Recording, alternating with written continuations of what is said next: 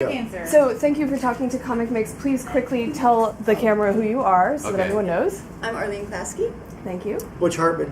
Greg Bartlett. Great. So all three of you are amazing pioneering animators and directors and writers and voice actors, all various different things that you all have done over the years for Nickelodeon and other places. She's very nice. It's very sweet. I try. So tell me what it's like taking something that's just been in your head and making it into something that so many children and adults love. It's very hard work. People go, wow, the cartoon, it's really cool. Do computers make that? And I go, yeah, we just come in and just push a button and it's all just made. No, it's a lot of hard work, and they can totally attest. It's writing the idea, getting it approved, designing it, sending it out to get animated, timing it, editing it. And that's just one episode. And convincing your bosses that it's okay, that it's going to work. Yeah. It's a lot of there's a lot of politics involved. People don't really realize. It takes a village, man. It used to be about 50 people on the crew. Now we do it with less. We do it with less. However, it's only because a lot of the jobs, computers do make jobs a little easier, but the thinking and the writing and the creating has to be done by a person. Right. So. But the first moment, I think, and you guys can probably attest, the first moment when you go through in your head to come up with a concept, and so you don't even realize you're doing it. It might happen over time or whatever. But with the first moment, it comes to your head and you just write it on a piece of paper or do a sketch.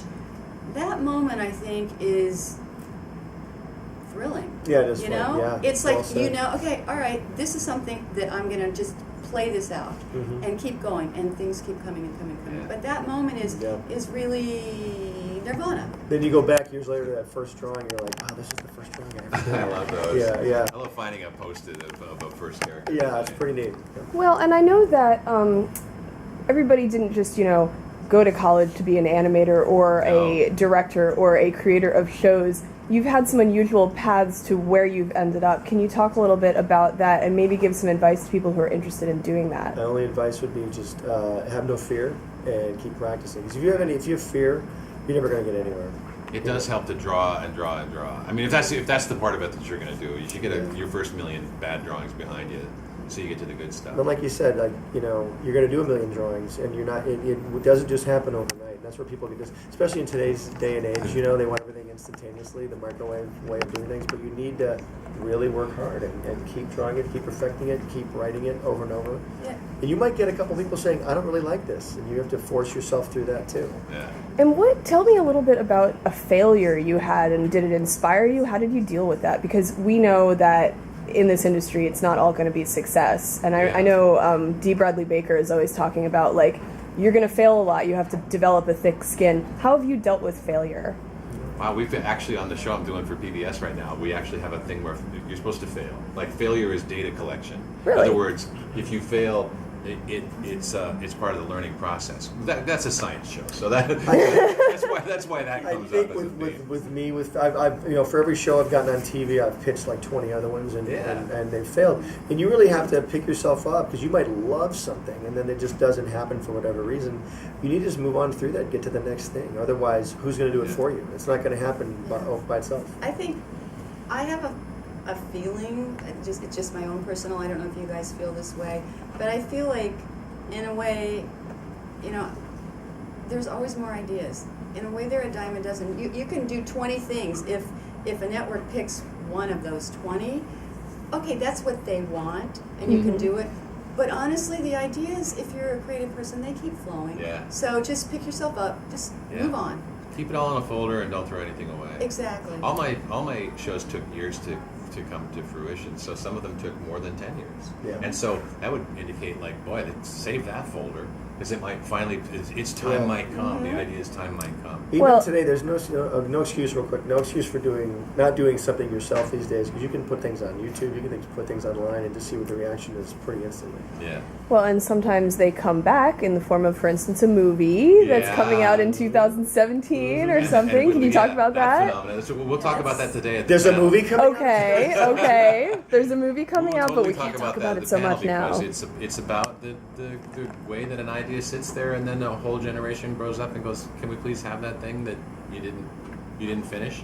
Sure. It's really incredible how much time you spent on it. Yeah. You know, Right. and how much time. In the decade in between, I kind of, But the the idea- social media happened, and I kind of curated Hey Arnold all that whole time, like posting little pieces of art and going, remember this?